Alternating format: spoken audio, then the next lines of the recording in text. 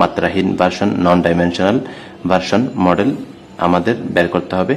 এটা হচ্ছে Predator model বা শিকারী মডেল। এটা আমরা প্রমাণ করার জন্য চেষ্টা করি। সুবহানাকা লা ইলমা লানা ইল্লা মা আল্লামতানা ইন্নাকা আনতাল আলিমুল হাকিম। তাহলে প্রথমে আমাদের দেওয়া আছে প্রেডেটর মডেল শিকারী model d by dt is equal to NP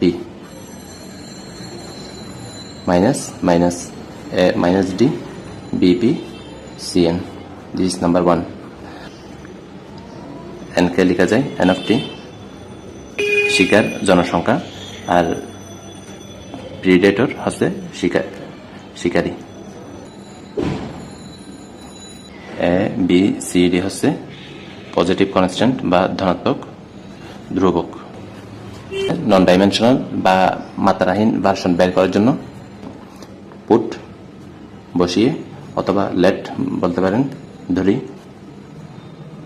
u tau v tau is equal to c n of t divided by d b p of t divided by a.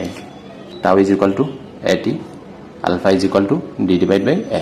এখানে n এর পরিবর্তে আমরা কি লিখতে পারি? n লিখতে পারি। n is equal to, তাহলে u tau এর পরিবর্তে আমরা কি লিখব? u লিখতে পারি শুধুমাত্র। তাহলে এখান থেকে আমরা লিখতে পারি u divided by c u, তারপর এখান থেকে p pi, p is equal to a divided by b, তারপর tau is equal to at, alpha is equal to d divided by a. টাউটাকে টি এর সাপেক্ষে আমরা অন্তরীকরণ করি, তাহলে এখানে কি পাবো? a dt, তাহলে কত পাই? a পাই। তাহলে dn divide by dt is equal to, এটা কনস্ট্যান্ট, এটা আমাদের কি আছে? d আছে, dt। তাহলে d divide by constant du divide by dt, এটাকে লেখা যায় d ডিভাইড বাই c, এটাকে লেখা যায়, আমরা লিখতে পারি du divide by d tau, এটার সাথে সামঞ্জস্য রেখে d tau divide by dt। এটার মান পাইছি আমরা a।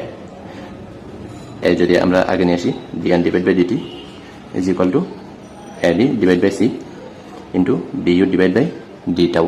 এখন আমরা এটাকে করব, এটা number 3 dp divide by dt, a divide by b constant, dv divide by dt, a divide by constant, dv divide by d tau divide by dt, d tau divide by dt is equal a।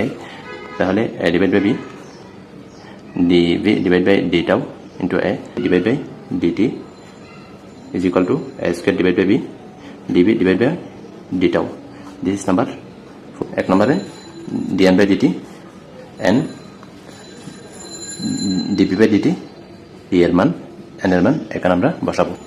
dn by dt সমান আমরা du divided by d tau, n সমান আমরা divided by cu, dv divided by c u, দেন এখানে কি আছে?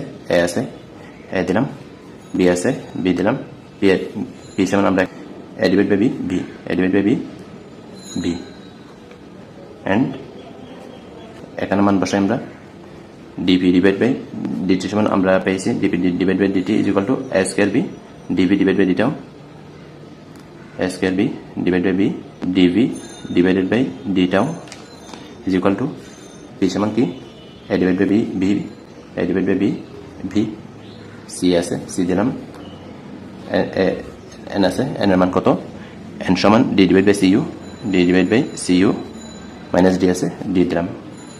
শেষ কাজ যোগ বিয়োগ করে এদিকে d divide by c du divide by d tau is equal to, এখানে b ক্যান্সেল, তাহলে আমাদের কি থাকে? a থাকে। a যদি আমরা সামনে নিয়ে আসি, a d divide by c u, এখানে কি পাই? 1 মাইনাস v। আবার এদিকে কি পাই আমরা? এদিকে পাই a square b divide by dv divide by d tau is equal to, এখানে cc ভ্যানিশ, d আছে, d টা সামনে নিয়ে আসি, তাহলে ad divide by b, v into u আছে, u minus 1। This is number 6, this is number 5। d tau is equal to u into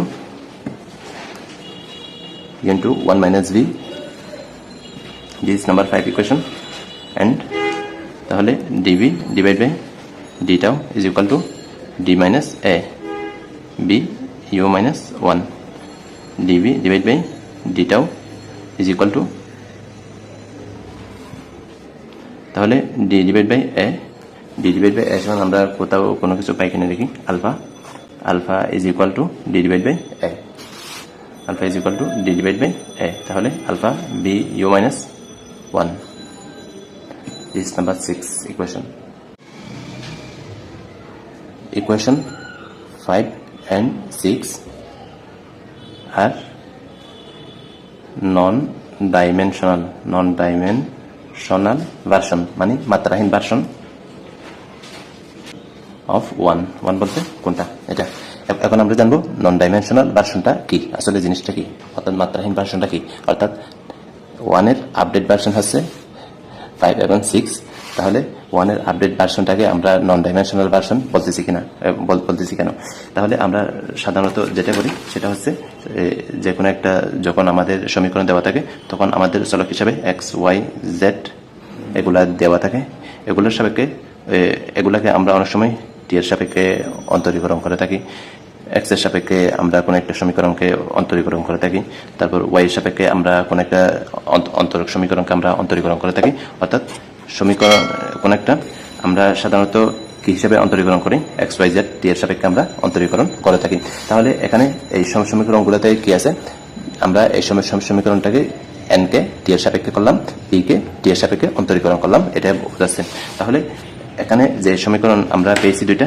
একটা 5 আর একটা হচ্ছে 6 এখানে দেখা যাচ্ছে একটা কি পেয়েছি একটা ইউ পেয়েছি ইউ কে আমরা টাওয়ার সাপেক্ষে অন্তরীকরণ বোঝাচ্ছে তারপর ভি কে টাওয়ার সাপেক্ষে অন্তরীকরণ বোঝাচ্ছে তার মানে একটা অন্তরক সমীকরণ থেকে নন ডাইমেনশনাল ভার্সন বলতে আমরা বুঝবো তাহলে ওই প্রদত্ত অন্তরক সমীকরণ থেকে কি তুলে দিয়ে এক্স ওয়াই জেড টি এই চলকগুলো তুলে দিয়ে আমরা যখন ইচ্ছামূলক সুইটেবল ভেরিয়েবল ব্যবহার করে আমরা যে সমীকরণটা পাবো ওইটা হচ্ছে কি non dimensional version of the given equation